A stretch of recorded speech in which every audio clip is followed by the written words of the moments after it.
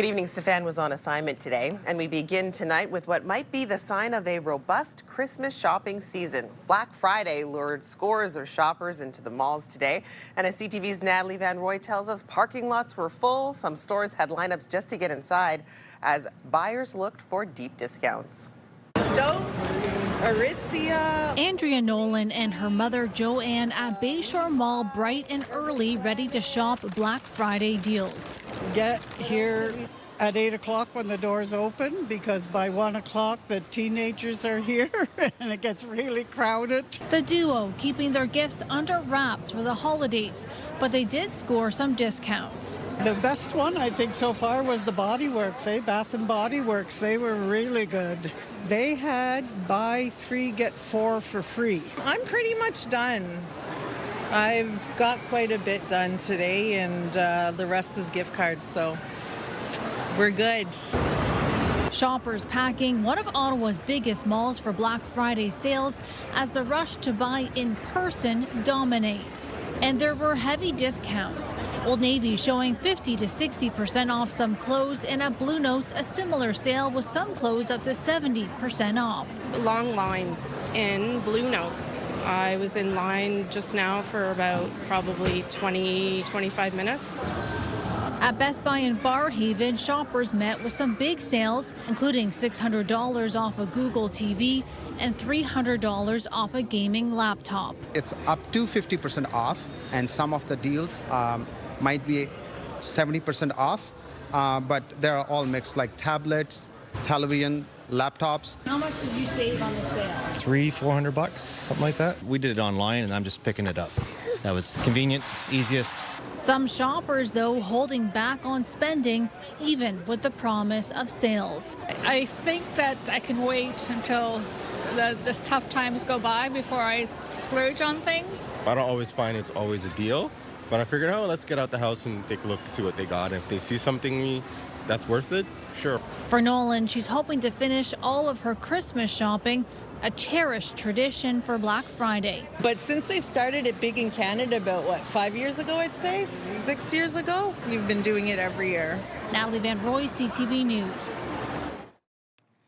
Sometimes there's no better deal than the one you get with your loyalty points, but a proposed change to Ontario's consumer protection laws has some shoppers worried about what could happen to the points they've already racked up. As CTV's Caitlin Wilson reports, the change is contained to a much larger red tape reduction bill. The holidays can be expensive, and for many, like Andre Michaud, loyalty points like PC Optimum are a small but important way to save money. I try to build them up every year so that I can help with the groceries or whatever, for the kids at Christmas time, because it's very difficult. But a proposed change in provincial legislation has some worried about what could happen to those points in the future. Weeks before Christmas, the Grinch is threatening to steal their points. Ottawa MPP Stephen Blais says Bill 46, currently making its way through Queen's Park, rewrites the rules currently governing reward points in Ontario. The government is stripping out a one-line piece of the Consumer Protection Act, which simply says that reward loyalty points cannot expire simply due to the passage of time. Instead, the bill would replace that clause with a new framework, giving the government power to set new rules later, rules that could allow points to expire under certain circumstances. But the province is pushing back, saying in a statement it's taken action to strengthen consumer protection and is building on those protections to ensure points cannot be cancelled or expired. I would definitely be not happy. I have a lot of points to shoppers, and I'm going to use them for groceries. I would be disappointed, very disappointed, because these days I find like everything helps. And while nothing changes right now, Blais says it leaves the door open for future expiry rules. They've chosen to eliminate this consumer protection element from the law and decide in future, in secret, other rules that Ontarians are just going to have to live with. A possibility shoppers say is worrying, especially this time of year. It all helps to for your budget and for spending money, and I really do value them. Caitlin Wilson, CTV News. All right, we'll take our first check of weather. It was a pretty decent evening out there, but again, a lot colder because of the wind that we have. There's a great shot of the Rideau Canal there behind me. We'll take a look at what's happening on our Centennial Glass Sky Cam. It's a live look right now. We are sitting at -4 right now. And again, we're dealing with some partly cloudy conditions here in the capital, and that's how things should be dealing with that for the next little while. So we do have a chance of flurries in the overnight hours. Mix of sun and cloud for your Saturday. We could see some snow in on Sunday. The next 24 hours or so, again, yeah, we got the mix of the cloud and the clearer conditions. We could get up to -2 for our high. And again, so right now we are sitting at around -4 for the overnight hours. Well, Ottawa police are crediting a watchful neighbor in Barrhaven for helping stop a possible vehicle theft in the neighborhood. Police received a call just before 2 a.m. Friday morning saying a suspicious vehicle was circling near Greenbank Road and Strandherd Drive. The caller said a neighbor had just gotten a new truck. Officers spotted a vehicle that matched the caller's description and found 4 people inside along with an electronic device police said is used in vehicle thefts. Police also found a replica firearm, knives and masks. All 4 people, 3 adults and one young person, were arrested. No word yet on any charges. The federal government has announced more than $17 million in funding to build 35 homes in Embrun that would support women and children fleeing abuse in Eastern Ontario. The money is coming from the Federal Affordable Housing Fund. The project is called Second Stage Housing. It will be owned by Interlude, an agency that supports women and children who are survivors of domestic violence. Well, parties with family and friends and perhaps a few drinks are a staple during the holiday season. And police are out in full force conducting ride programs, ensuring those getting behind the wheel are safe and sober. But there's a little controversy around the traditional ride programs being conducted by Ottawa Police this year. CTV's Tyler Fleming explains. Judy DeMillo is looking forward to the holidays. I'm going to my girlfriend's for 1 or 2 parties. A festive get-together with one important rule: drivers stay sober. It's the zero free sparkling and whatever. Impaired driving is soaring, and across the region, police are stepping up ride programs, short for Reduce Impaired Driving Everywhere, to keep roads and residents as safe as possible. This year, the OPP in Eastern Ontario has laid 1,983 impaired driving charges. And during the first week of its holiday campaign, 2 more drivers were added to the list. This year, 11 people have died as a result of someone making a conscious decision to get behind the wheel after they've either drank or consumed drugs, and it resulted in deaths. And that's just a shame. While OPP ride locations remain random, the Ottawa Police is now posting the neighborhoods they'll be in. A strategy some say defeats the purpose. I just feel like that's counterproductive. I just couldn't believe it because anybody who knows this city can easily get around those 4 corners. No matter the approach, Mad Canada says ride programs are imperative. Impaired driving is extremely dangerous, has huge costs for families, friends, and communities. In the city, we have the LRT, we have buses, we have ride shares, we've got friends, families. There are ways around it. But not the law. If you are asked to provide a breath sample at roadside, you are required to do so. And avoiding arrest or charges is simple. Don't get drunk. Or don't be impaired. Tyler Fleming, CTV News. And a reminder to drivers that another weekend of traffic and construction gridlock is in store as you head across the Queensway. Crews are now working to repair a water main valve on the westbound 417 near Vanier Parkway. This is a live look at what it looks like right now. Again, lightly traveled here on the Queensway. 3 westbound lanes are closed between Vanier Parkway and the Nicholas Street Mann Avenue off-ramp. The on-ramp from Vanier Parkway to the westbound Queensway is also closed. Everything is set to reopen Monday at 6 a.m. A community radio station considered the lifeline for many different demographics could soon be booted off the University of Ottawa campus. CHUO on 89.1 FM is at risk of being taken off the airwaves if it doesn't come up with $150,000 by December 15th. And for some of the hosts, the thought of saying a final goodbye brings them to tears. Trust me, I've been crying for a whole month now, but because I know that we all love CHUO, right? Thank you so much. The Ottawa campus station has been on the air for decades. It started as a campus radio club in 1975. It then evolved to CFUO in 1984 before getting its FM license and becoming CHUO in 1991. Now, the current station director says it's where she found her identity, while several other hosts have been broadcasting weekly for well over 20 years.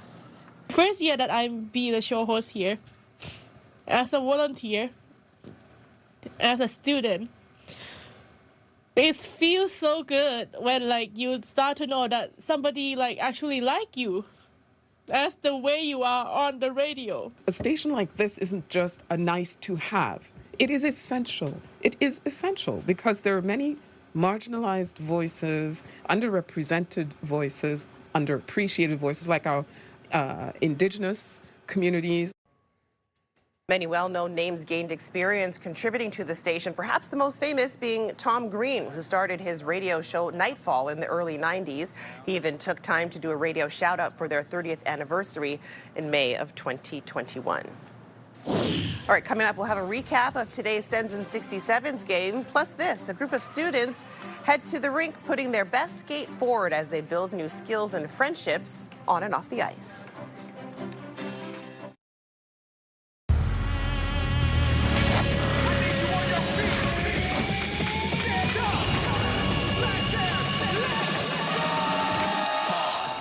Well, the National Lacrosse League is coming back to the capital. The Ottawa Black Bears have their home opener against the San Diego Seals Saturday night at the Canadian Tire Centre. It's one of 9 home games on the Bears' calendar. Tomorrow's game starts at 7 p.m. The Ottawa Senators and the Ottawa 67s both in action on Friday. Now, the Sens are in the middle of a 7-game road trip and welcome back the captain to the starting lineup after being sidelined with a thumb injury. In zone. Zetterlund cuts back, tucks it home, and he will. Fabian Zetterlund, the go-ahead goal for Ottawa. Fabian Zetterlund gives Ottawa the 2-1 lead heading into the second intermission against the St. Louis Blues this afternoon. That's his 4th goal of the season, and it's the first game back for Brady Tkachuk in 6 weeks after getting injured in the Sens' home opener. But it's St. Louis that has Ottawa singing the blues. They skate away with the 4-3 win. The Sens now head to Dallas next to play the Stars on Sunday. Puck picked up. Vandenberg moves in. Sharp angle out for Chitteroni. They score! Well, it was the Oshawa Generals that got out to the early lead against the 67s. But here, Brock Chitteroni gets the ties it up at 1 early in the second, and that's the rookie's 4th goal of the season. Then later in the third, the Barber Poles put this one away with 35 seconds left in the game. They take this game 2-1 over the Generals. Now the 67s are back on home ice again on Sunday when they host the North Bay Battalion. Well, some lucky 12-year-olds are getting their full of the Canadian winter experience, learning how to skate and play hockey. Many students at Frank Ryan Catholic School are newcomers to Canada, and as CTV's Camille Wilson tells us, they're eager to learn new on-ice skills. Hockey is as Canadian as it gets, and for these 12 new-to-Canada students, they are ready to fit right in. Lulia came from Eritrea 2 years ago. I've never known how to skate or anything about it until I come into Canada. Joined by a special guest, Spartacat. Lulia and 11 other students from Frank Ryan Intermediate Catholic School participating in the Skating Forward Together program. I decided to participate in skating because I saw some hockey players play, and I thought that was really cool. At our school, we have a large population of new Canadians, and we wanted to create a space where they feel welcome and included, and that's here on the ice, playing hockey and learning to skate. This is the program's first year, and into their 7th session, students are taught basics on how to skate and then hockey skills. I wanted to try something new, so that I joined. I'm hoping to learn how to play with the hockey stick on ice and how to skate properly. A new school, new friends can be intimidating and often a struggle. Creating a space where they can just be kids on the ice, learning these skills while learning the language as well has been beneficial. Emahos from Ethiopia was shy when he first started. Today, he danced in the arena and couldn't wait to play. If nobody has how to play, to help him to do like this. If he didn't how to skate, to give him chair. When they first stepped on the board, stepped on the ice, they wouldn't couldn't let go of the boards. They were scared. They were falling all over themselves. They were worried about falling. And now, 5, 6 sessions later, here they are. Along with the teachers are some grade 8 experienced players from the school's hockey team to give the students advice. And Lulia wants to be just like them. I hope to try out for actual hockey team if I can, if I am good enough. Camille Wilson, CTV News.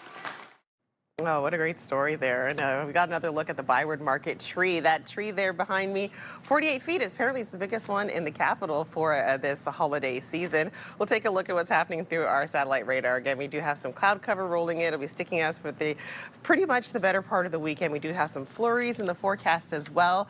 As for tonight, our overnight low, 5 degrees here in Ottawa. Same thing for Cornwall. We've got 3s and 4s along the seaway there, minus 3s and 4s that is. -6 for Pembroke, -9 up in Kittigan-Zibi against some cloud cover that we're dealing with pretty much right across the region. -6 for Petawawa, same thing for Gatineau, -5 for Kemptville and Montreal, -10 for Mont-Tremblant, -9 up in Maniwaki. We're looking at tomorrow's highs. We've got 1 degree for the Ottawa area. We'd have some flurries in the forecast as well. Same thing we're going to be seeing in Kittigan-Zibi, Pembroke, and in Bancroft. We got 3 degrees in Trenton, in Kingston, and Brockville. 2 degrees for the Cornwall area. -1 for Gatineau. Same thing for Maniwaki. Looks like they're going to get a bit more snow up there. Mont-Tremblant at 0. 3 degrees for both Kemptville and for Montreal. 1 degree for Petawawa. Now the 7-day weather forecast is brought to you by Presler Law Firm. You don't pay unless we win. Call 1-800-JUSTICE. Here's a look at the week ahead. So on a Saturday, we've got a mix of sun and cloud, -1 the high. We're going down to -5 in the overnight. Sunday, same thing, but we could see a bit more snow there. Monday, we've got some sunny skies in the forecast, -8. Looks like it's going to be the high there. And then some more flurries will be rolling in on Tuesday and on Wednesday. Well, major changes are coming to how Canada prepares for natural disasters. After the break, we take a look inside a new state-of-the-art facility to improve emergency management nationwide. Get the latest live local breaking news. Sign up now for our morning and evening CTV News Ottawa newsletter. The best local content from CTV News, Your Morning Ottawa, and News Talk 580 CFRA. Get it all in one place. Sign up now at ctvnewsottawa.ca. The CTV News Ottawa newsletter is brought to you in part by CAA Business.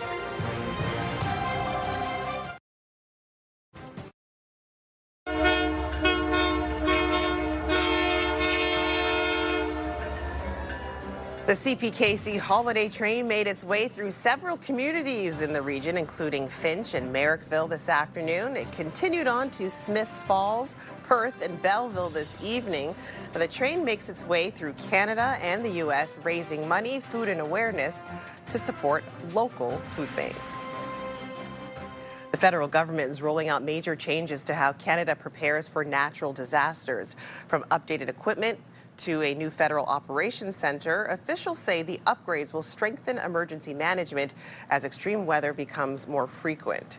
CTV's Josh Moreno takes us behind the scenes. With more and more destructive weather events, like the 2023 tornado that ripped through Barrhaven, hitting Canadians in recent years, federal officials say it's time for a more modern and coordinated approach when disaster strikes. We're also focused on enhancing our long-term capacity to prevent, prepare for, respond and recover from disasters. Inside a new state-of-the-art facility, Public Safety Canada unveiled new measures to improve emergency management nationwide. We're investing more than $55 million over 4 years to renew the National Public Alert System, which we call NPAS, to ensure that this really important, in fact critical system is available for Canadians in the long term. The new Government Operations Centre is designed to monitor emergencies across the country and direct federal support during major events. It also allows staff to monitor 2 separate events if need be. We have common procedures, common partners, common ways that we operate, where it doesn't matter to us what the threat or hazard was. What matters to us is how we can coordinate that national response as efficiently and effectively as possible. The announcement comes months after wildfires burned through Jasper, among the worst in Canadian history. Officials add it's hard to say if these new investments would have limited its impact, but it may have prompted a quicker response. The practice of emergency management evolves as we learn. And so I think that, again, idea of continuous improvement is really important, and this is the next step forward that enables us to be that much more efficient. Staff are expected to move into the new building by early January and will be fully operational in the following weeks. This is a purpose-built space that makes us not have to improvise those things. And so that enables us to just make more timely decisions to ensure partners are fully engaged and to be able to focus on the response and not necessarily on the logistics of the coordination. Josh Morano, CTV News. It's unique and different, and it's really exciting. Up next, a unique competition putting innovation in healthcare front and center to help those here in the community. Well, that's a look at the Bell Media building, lit up bigger and brighter this year. That's all thanks to our friends at Christmas Decor from Nutrilon. Well, it's a chance for cutting-edge technology to have its moment on the stage. The CHUO Research Institute held a Shark Tank-style competition on Friday, bringing together 4 Canadian companies looking to improve healthcare. CTV's Kimberly Johnson has more. Supporting those with dyslexia is personal for Erica Poupart. My daughter is dyslexic, my mother is dyslexic, my sister is dyslexic, my husband is dyslexic, so we understand the struggles and the mental health aspect that comes with it. So she helped create Neuralign, focused on helping those who are living with it learn more efficient ways of reading, all using the latest technology and research. Children with dyslexia use a different part of their brain to read than typical readers. And what we're doing is we're stimulating the same parts of the brain that typical readers use to make a neural network there that dyslexic readers can use for better reading. She's bringing her story and pitch to the Bears Den, run by the CHUO Research Institute. The event aims to push innovation in healthcare forward. It really is important to recognize the impact that innovations can have, starting with CHUO, but they reach provincially, nationally, globally. 4 companies pitching their healthcare technology and solutions to a panel of judges. Right now we're facing a healthcare crisis in this province and in this country. People, and particularly children, are waiting way too long to get the healthcare services they need. The prize, $25,000 towards improving what they do. Organizers say the event is about bringing together business, healthcare, and research, highlighting the latest technology and identifying gaps in the system. So we need to find new ways of doing things better, and that's going to require technology and innovation to improve things. The winner of the prize, High Ivy, focusing on innovation in pelvic pain technology. The founder says this event is a great opportunity to reach more people. It's unique and different, and it's really exciting. Kimberly Johnson, CTV News. All right, still ahead, who's got time for this rescue? Ottawa police swoop in to help an owl in distress. Plus, we'll take one more look at your wake-up weather and your weekend forecast. The National Capital Region is jam-packed with incredible experiences you don't want to miss. Hey, I'm Sneha Taylor, your iHeartRadio Weekender, powered by Barrhaven Ford. Get the inside scoop on all the biggest and best events every Thursday, Friday, and Saturday on CTV, Move 100, Pure Country 94, TSN 1200, and News Talk 580 CFRA. iHeartRadio Weekenders is powered by Barrhaven Ford, Ottawa's newest and largest Ford dealership, and Ontario's #1 Ford EV dealer. Here's a live look through our Centennial Glass Sky Cam. We're still sitting at -3 degrees here in the capital. Some partly cloudy skies we're dealing with. And for your wake-up weather tomorrow morning, we are going to be still dealing with some flurry action. Partly cloudy that we'll be dealing with as well. -4, your wake-up weather that we'll be dealing with. And then here's a look at what's happening for the weekend. And then the week ahead, Saturday and Sunday, -1, +1. We'll have, again, chance of flurries that we're looking at. And then on Monday, sunny, -8. And then some more flurries rolling in on Tuesday and Wednesday with some cloud cover, -8 and an overnight low of -16 for your Thursday. Chilly one ahead. All right, finally for us tonight, an Ottawa police officer jumped into action for an unusual rescue in Stittsville today. Ottawa police posting these photos to Facebook saying a resident called them after spotting an injured owl near Fernbank Road and Robert Grant Avenue. Constable Young, he was the one who responded to this call, and as luck would have it, he's an aspiring falconer. Young says he finds birds of prey fascinating and has always loved them. Ottawa police said Young returned to his regular patrol, but after the owl was taken to the bird sanctuary and not before snapping a few pictures. Great stuff there. I'm glad to see that the owl, is on the mend. Well, that's CTV News for this Friday, November the 28th. CTV News continues online anytime with our digital team, keeping you up to date at ctvnewsottawa.ca. For all of us here at CTV News, thank you so much for watching. Have a great weekend. I'll see you again tomorrow night.